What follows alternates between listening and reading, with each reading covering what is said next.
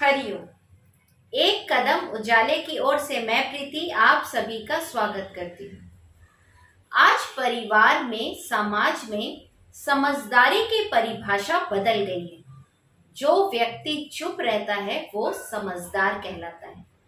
कहने का तात्पर्य है कि मौन जरूरी नहीं, जरूरत बन गया है रिश्तों को बचाए रखने के लिए, अनप्लीजेंट सिचुएशंस को क्रिएट करने से रोकने के लिए। इसका ये मतलब नहीं है कि मौन कमजोरी की निशानी है।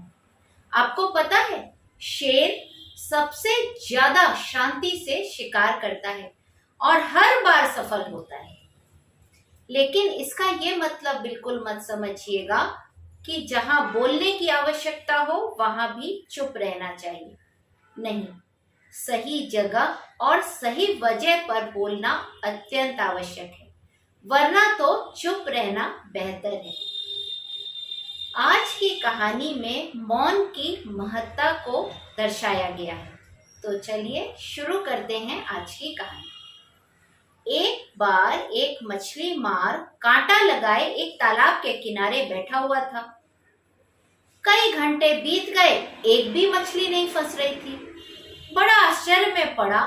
उसने सोचा कि ऐसा तो नहीं कि मैंने गलत जगह कांटा लगाया है, यहाँ कोई मछलियां ही ना हो।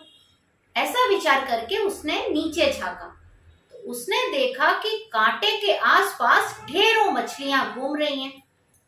उसे बड़ा आश्चर्य हुआ कि इतनी मछलियां हैं मगर कोई फंस क्यों नहीं रही।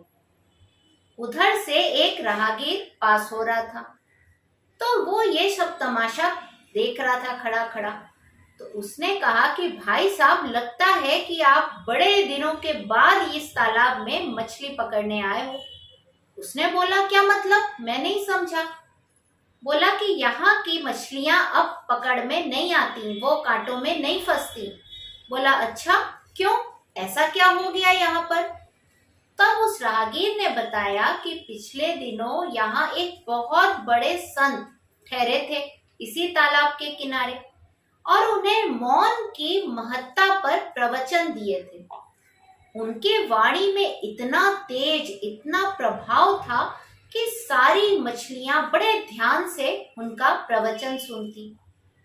तभी तो उनके जाने के बाद भी उन्होंने मौन की महत्ता को याद रखा। अब जब भी कोई कांटा लगाए बैठता है तो ये मछलियां अपना मुंह ही नहीं खोलती। अब मुंह नहीं खोलेंगी तो कांटे में फंसेंगी कैसे? इसीलिए यहाँ पर आपको तो मछली मिलने नहीं वाली। आप ऐसा करिए, कहीं और जाके कांटा लगाइए। परमात्मा ने हमारे शरीर में कई सारे अंग दो दिए हैं। 2 हाथ, 2 पैर, 2 आंख, 2 कान, नासिका के 2 छेद, लेकिन जीभ परमात्मा ने एक ही दी। आखिर क्यों? शायद उन्होंने सोचा होगा कि ये जीभ अकेली ही काफी है अनेकों भयंकर परिस्थितियां पैदा करने के लिए।